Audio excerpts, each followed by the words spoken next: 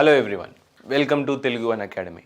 Friends, today we will be learning about the Central Armed Police Forces and our day of concentration will be on the Sashastra Seema Bal, Indo-Tibetan Border Police Force, and we will also be concentrating on Central Reserve Police Forces today.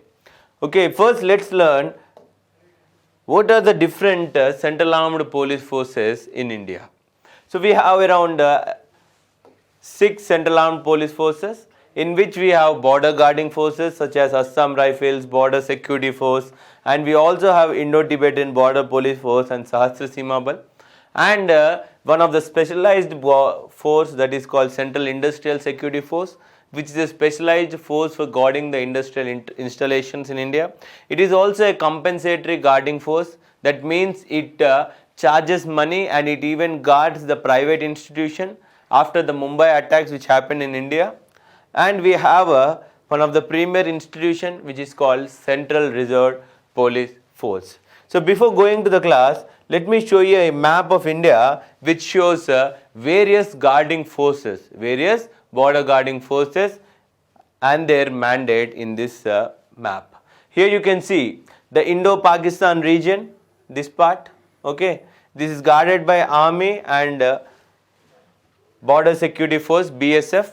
And here you can see the Chinese part, Aksai Chin region, which is guarded by Army and Border ITBP, Border Post, Border Outpost, which is ITBP.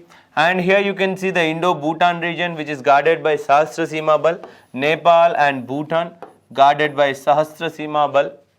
Okay. And next, here you have Arunachal Pradesh region, which is guarded by Assam Rifles, Arunachal Pradesh, Myanmar, which is guarded by Assam Rifles. And here you have Bangladesh border, which is guarded by the Border Security Force once again. Only here we have Border Security Force which works in tandem with the Indian Army, because the Jammu and Kashmir region is much complicated when compared to other regions. So this is very important map. Try to replicate this map whenever you get a question regarding the Border Security Forces. Friends, when it comes to questions on the topic of internal security, I will provide each previous year questions and their model answers in a separate class. So please wait for that. Now, the first police force what we are learning here today is Central Reserve Police Force. Central Reserve Police Force, my friends, is one of the oldest reserve police force of India. Okay, so this is the logo of Central Reserve Police Forces. So basically, when you come to the history of Central Reserve Police Forces, it was formed way back in 1936. Okay, it was Crown Representative Police in 1939, originally constituted. Okay, because when All India Congress Committee in 1936 and ever-growing desire of the Crown Representative to help the vast majority of the native state to preserve law and order apart from imperial policy. So what happened when the local princes thought now we have to be separate from India, we have to have our own law and order, then immediately the British government what they thought, we need a larger police force whichever protects our interests even in those princely states. So because of this vast nature, it is also sometimes referred to as mini India force. Okay, because the force is the largest force among all the Central Armed Police Forces. Please note it down. Central Reserve Police Force has the largest personnel and even its locations or battalions are placed almost all over India. Okay, apart from this, after independence, Sardar Vallabhbhai Patel thought the Central Reserve Police Force has much capability than what it need to have. So what he did was, he used the Central Reserve Police Forces to control the rogue states which wanted to join the Pakistan without the interest of people living in those states, example Junagadh. Okay, he even controlled by using these forces the border insurgencies and even extra state actions which were taking place in the Jammu and Kashmir region. Even in the Hyderabad state police or police action which was taken in the region of Hyderabad in India to capture the then princely state of Hyderabad, the Central Reserve Police Force played a leading role. Friends, whatever I am saying, you can observe all these points from these slides also. If you are not following me, try to pause and listen. The force played a significant role during the amalgamation of princely states into India because this force was used to control the law and order situation on the ground and control the princely states to become independent, okay, rather without the interest of the people of those princely states, okay. And even it was the force which fought the first Chinese aggression in the Ladakh region. Okay, see what happened exactly was, there was a subsequent deployment on Pakistan border in Jammu and Kashmir. Following attacks were launched by the Pakistan infiltrators. The CRPF bore the brunt of the first Chinese attack on India at Hot Springs, Ladakh on 21st October 1959. A small CRPF patrol was ambushed by Chinese, in which 10 of its men made their superior sacrifice for the country. Around 10 people of Central Reserve Police Force died. So on this day, that's why on this day we celebrate Police Commemorative Day every year all over India. See, the martyrdom on October 21st is remembered throughout the country as the Police Commemoration Day every year. This is very important point. One need to know, why do we celebrate Police Commemorative Day on October 21 every year. Even during the 1962 war, the Central Reserve Police Forces worked hand in hand with the Indian Army to protect the Indian territory. Around 9 battalions of Central Reserve Police Force participated with Indian Army. And apart from this, one of the world's largest lifting up of armored troops, that is Central Reserve Police Forces, were lifted up from India and were landed in Sri Lanka as Indian peacekeeping forces to fight against LTTE in that region, or terrorist organizations in Sri Lanka. See, the first time in the history, paramilitary forces in India, 13 companies of CRPF including a detachment of women were airlifted to join the Indian peacekeeping forces in Sri Lanka to fight militant cadres. Besides this, these our Central Reserve Police Forces are deployed in various regions across the world as UN peacekeeping forces, especially in the disturbed regions such as you see Liberia, Kosovo, Maldives, Somalia, Namibia, Haiti, where we act as UN peacekeeping force. And one important point to say that India is one of the largest contributor of personnel to the Indian peacekeeping forces. Now let's see what are the various mandates of Central Reserve Police Force. That is, where all does this organization work? It works in riot control, it works in crowd control, it acts as a counter-militant or insurgency operations. It also deals with the left-wing extremism exclusively and especially.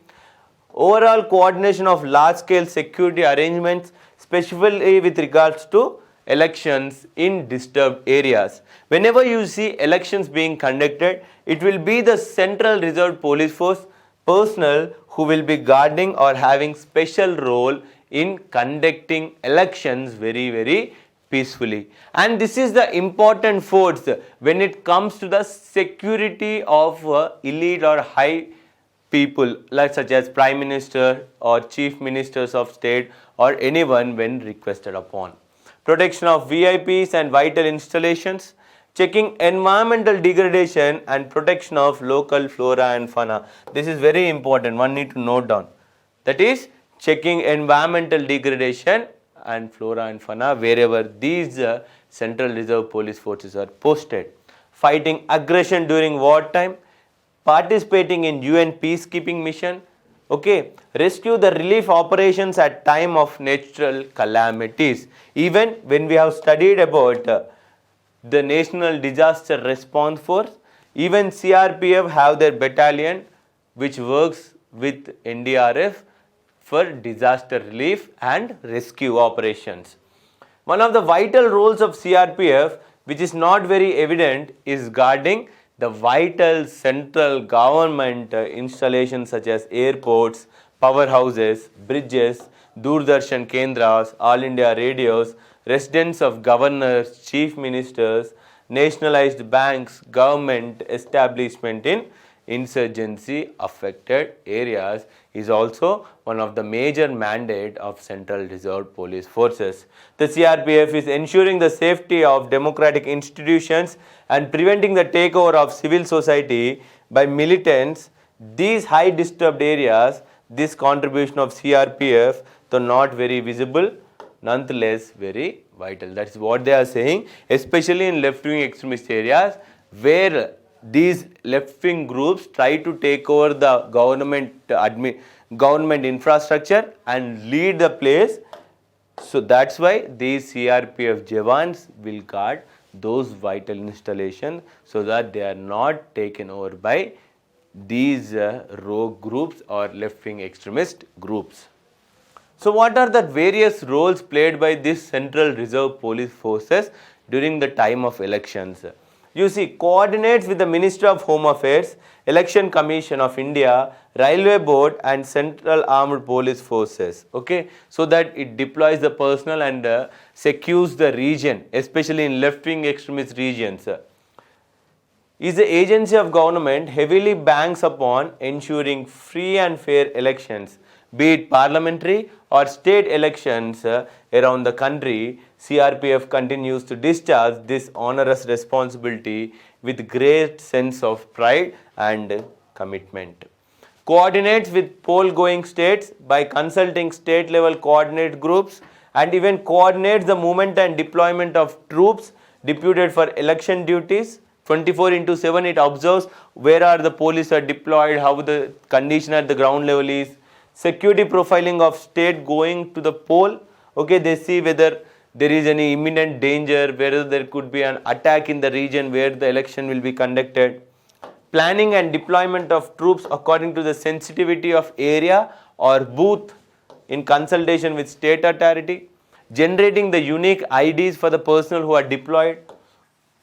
That the local authorities of poll going to the state shall comfortably be deployed in the troops in close quarters so that the troops command can have proper command and control. That is, you have a unique ID to all the police who will be working along with CRPF. Pre-induction training to the troops deployed for election duties, in which the troops are trained accordingly to the security profiling of that state. So these are the basic functions or the mandate of Central Reserve Police Forces. Apart from this, my friends, Central Reserve Police Force have some special institutions. One of such special institution is nothing but Cobra, that is Commando Battalion for Resolute Action. Commando Battalion for Resolute Action, or Cobra. This is to counter the insurgent groups, especially in the jungle warfare. Especially where you have this jungle warfare, my friend. This jungle warfare is needed in guerrilla war tactics of left-wing extremist regions or Naxal affected regions. You see, Commando Battalions of Resolute Action or Cobra are specialized force which has been raised for guerrilla or jungle warfare type operations for dealing with extremists and insurgents, etc. Also known as jungle warriors, these personnel are selected from among CRPF personnel. They are highly agile, highly strong people. Their hallmark is courage, zeal and patriotism. Okay, courage, zeal and patriotism. They undergo rigorous commando and jungle warfare training. 10 Cobra units are raised between 2008-11 have been trained, equipped and deployed in the left-wing extremist and insurgent regions of the states such as Bihar, Chhattisgarh, Jharkhand, Odisha, Madhya Pradesh, etc. Cobra is one of the best central armed police force in the country, trained to survive, fight and win in the jungle unquestionably, undoubtedly the best central armed police in the country. That is, the personnel who are in the Cobra unit are very strong, who can easily succeed in the jungle warfare. The next important specialized agency within the Central Reserve Police Force is Rapid Action Force. What exactly that this Rapid Action Force does is, my friends, the Rapid Action Force controls the rioting during what you say clashes. Okay, Rapid Action Force, a specialized force it was raised in the year 1992 with 10 battalions, has now increased to 15 battalions, and 5 more battalions are needed. These units were set up to deal with riots and riot-like situations to instill confidence among all sections of society, also handle internal security duty. It is a zero response force, that is immediately when a riot is happening, within no time the rapid action force team will be deployed in that place, gets the crisis situation within minimal time, thus enthuse the immediate sense of security and confidence among the general public. This force also has credited for having a separate flag. You see, this is the only force, my friend. It has its own flag. It has its own presidential color. It is very, very important. When a force gets presidential color, it means the force has granted optimum or highest respect in the presidential forces.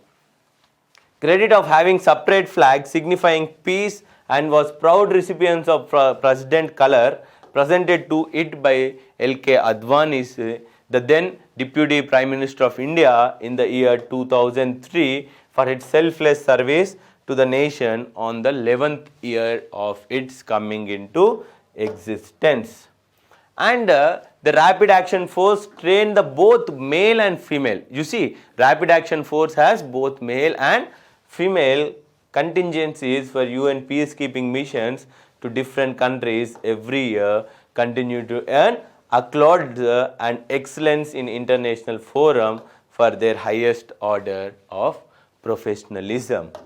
Next, Central Reserve Police Force is the largest contributor for the Indian peacekeeping missions. Apart from that, it has highest number of women personnel in it. Okay, that's why it is the only paramilitary force of India which has around 6 Mahila battalions, that is battalions composed totally of women, 6 Mahila battalions.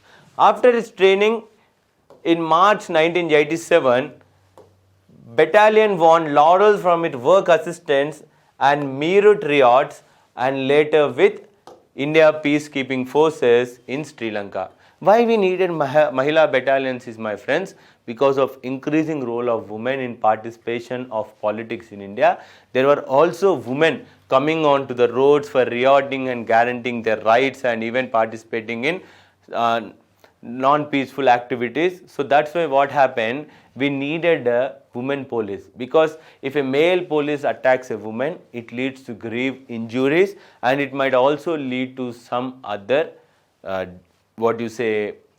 clash with the rights of the woman or whatever it is, because there might be chances that the issue could be diverted on the brutality of male force on women. So because of that, we have raised the Mahila battalions, especially in the Central Reserve Police Forces. So friends, now I come to the next important Central Armed Police Forces or paramilitary force. I can also call this force as a border guarding force. The force what we are going to learn now is called Sashastra Seema Bal. What you say? I can also say Sashastra Seema Bal or SSB, what you can see here. So this Sashastra Seema Bal was established as a special service bureau. The first name or initial name of SSB was also SSB, but was called Special Service Bureau. It was established in the year 1963 in aftermath of Chinese aggression. The Sashastra Seema Bal comes under the aegis of Ministry of Home Affairs. Okay, after the Kargil Review Committee and when in 2004 the government has said that we will have one border, one force. 2001 also it has said, but in 2004 it has given the word one border, one force. Then from 2001 it got the mandate of guarding the Indo-Nepal boundary, and later in 2004 it has got the mandate of even guarding the Indo-Bhutan border. Declared the lead intelligence agency for Indo-Nepal in 2001, assigned the Indo-Nepal border. Later, Sashastra Seema Bal also assigned the Indo-Bhutan border.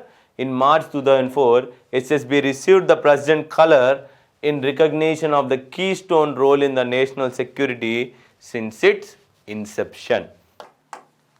So what is the motto of this Sashastra Seema Bal?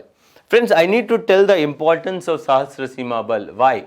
Because my friends, because of the open border with India and Nepal never had a closed border. Because of close cultural and closed ethno relationships with those nations such as Bhutan and Nepal, we always maintained an open border. It is very hard to guard the open border because it is easy for infiltration, easy for smuggling and all other roles. So the role of SSB need to be civilian centric, that is closed to the public in living in those border regions. That's why you can see the motto of this Sashastra Seema Bal as service. First thing it comes is service. Second thing it comes is security. And third thing it comes is brotherhood. You can see it only wants service, security and brotherhood is its major motto. Sashastra Seema Bal personnel sagaciously went about national building, works with the missionary zeal by involving millions of people from various community and religions in 78,000 villages across the 15 bordering states. Soon Sashastra Seema Bal became popularly known as People's Force. It popularly called as People's Force because of its close relation with the local people in that region. Okay, it even does civilian actions. Okay, it has a separate civilian action group. I will discuss more about the civilian roles played by the Sashastra Seema Bal also. Several prime ministers, governors and chief ministers have applauded the major roles played by this Sashastra Seema Bal. The civic action, empowerment, this is what? The civic action and the empowerment, emancipation, awareness generation works, rescue relief works has put Sashastra Seema Bal at a unique place among the committee of paramilitary forces. What are the other roles played by the Sashastra Seema Bal? Sterling role in 1965 and 71 watts and 1968 floods in northern Bengal, and even they have participated in Indian peacekeeping forces in Sri Lanka, IPKF. Okay, they even provide internal security operations. They even helped in rising the Mahila Battalion in Central Reserve Police Force. They even helped in rising NSG. These people even train raw people and intelligence bureau people to gather intelligence across the border in India, Nepal and Indo, Bhutan region. Specialized training to IB and raw personnel, and they conduct relief operations. They contain different police and also civilian duties, which are very important to have close relations. So what is the mandate of this Sashastra Seema Bal? Basic mandate. Basic mandate you can see, safeguard the security of assigned borders of India and promote sense of security among the people living in border areas. That is basic, all we know. Prevent transboundary crime, smuggling and other illegal activities in the border area. Prevent unauthorized entry and exit in the territory of India. Carry out civic action program in the area of responsibility. Very, very important. Very, very important to carry out civic action programs. Performs any other duty assigned by the central government. Sashastra Seema Bal is deployed for law and order and counter-insurgency operations also in the election duties. So you see the mandate is not restricted. The central government can from time to time increase the mandate from this fifth point. Next you see, the challenges, as I told you, it's not very easy to guard an open border, because I told you that because of ethnocentric relations or infiltrations, it should be very, very careful while guarding an open border. It is very hard even when compared to a closed border. That's why you see, by virtue of its enormous past experience of working at grassroots level in remote areas, is able to muster people's support and cooperation besides physically guarding the border and maintaining the sanctity. Just because of its close relation with the people who are living at the border region of India and Nepal, it was able to guard rather than using its physical force. What are the civic action program? Okay, even the Sashastra Seema Bal has a mandate of civil action program. What are the various works which are done by Sashastra Seema Bal under its civic action program? We will see. To integrate border population in national mainstream is one of its important mandate. To provide free of cost medical facilities and medicines to the people residing in remote and far-flung areas. To provide veterinary facilities and artificial insemination program and free of cost veterinary medicine, free immunization facilities for the benefit of population in border areas. You see, even for animal protection, even for medical facilities, our Sashastra Seema Bal has been taking important roles. And even to run mobile medical care services such as ambulances for patients of the border areas, to uplift the socio-economic condition of the border people through implementation of various programs and activities, to project their custom and culture with awareness on various social issues, to Samajik Chetan Abhiyan. We are creating awareness, we are making the people living in border areas to come into the mainstream of India. Okay, so this is the major role of Sashastra Seema Bal, what we need to understand by now. And the next important border guarding force, what we are going to learn now is the Indo-Tibetan Border Force.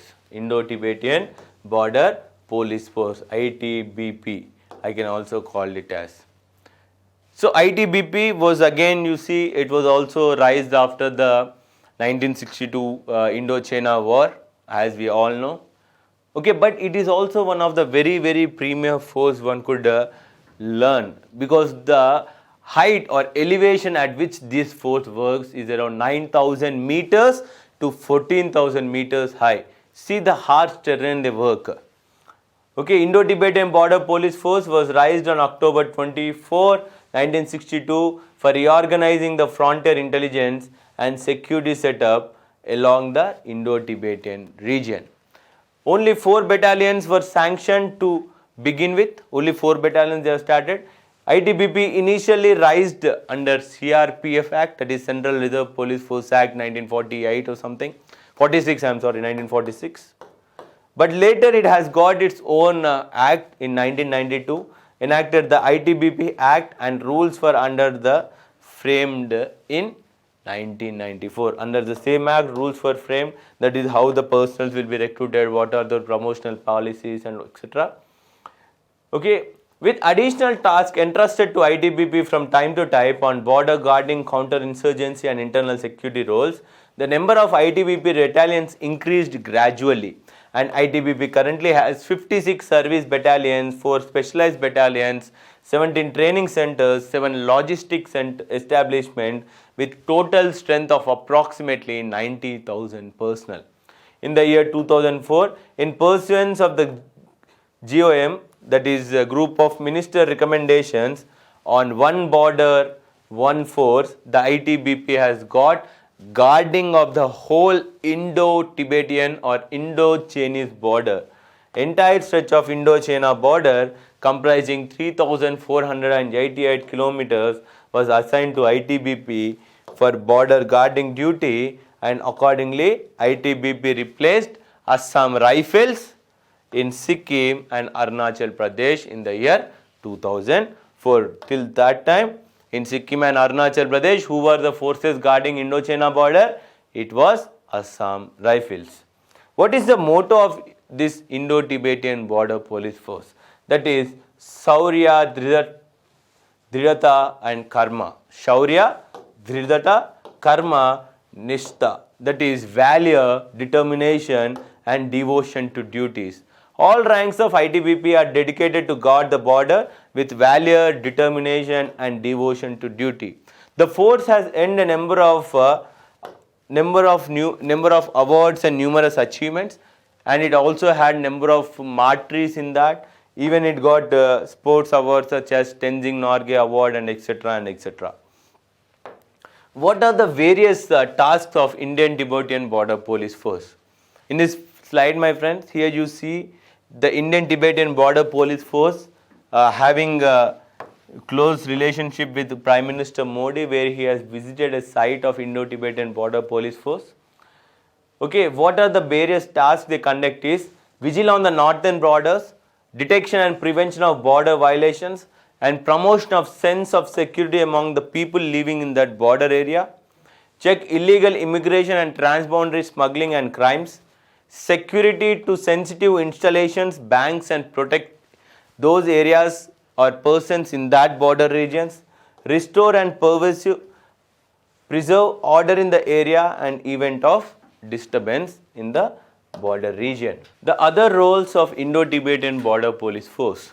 Presently, the ITBP has been guarding the Indo-China border in Jammu and Kashmir, Himachal Pradesh, Uttarakhand, Sikkim and Arunachal Pradesh states from Karakoram Pass in Jammu and Kashmir to Jepsla in Arunachal Pradesh. So from Karakoram to Jepsla, the whole region is guarded by our Indo-Tibetan Border Police Force. The altitude of Indo-Tibetan Border Police Force ranges from 9,000 feet to 18,750 feet. You imagine such a high region, they play their important role, which lacks enough amount of oxygen, where the temperature dips to minus 45 degrees Celsius, such a cold temperature. ITBP battalions are also providing security to various installations of national importance throughout the country, which include the Rashtrapati Bhavan, the Vice President's House,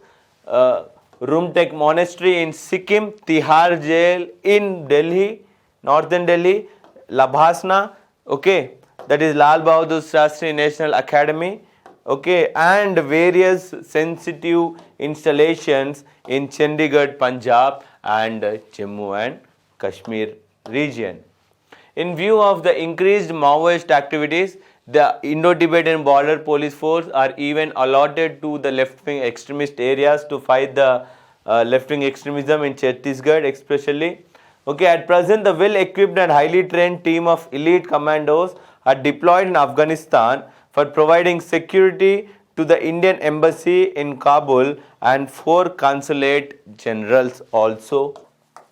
ITBP has also played role in UN peacekeeping forces, and ITBP has a special center, National Center for UN Civic Police Training has been set up at ITBP Camp Tigri and New Delhi for providing systematic training to Indian police officers for deployment in UN missions. So even you see with ITBP mandate, as I already told you that ITBP has its own grievance redressal cell, where the ITBP personnel can post their grievances, where constables can post grievances like the officers are posing more and more of work on them unnecessarily. All these grievances they can post, even sexual harassment also they can post in this portal, and they can track their grievance how it was dealt with. And even ITBP has a special role, especially in Kailas Manasarovar region, where annual pilgrimage to the Kailas Parvat takes place in that region. You see, ITBP also provides security, communication and medical coverage to pilgrims during annual Kailas Manasarovar Yatra since 1981. ITBP provides communication, security and medical coverage to Yatris from Gunj to Lipulek Pass and back to Gunji in coordination with the Ministry of External Affairs and Kumaon Mandal Vikas Nigam. Okay.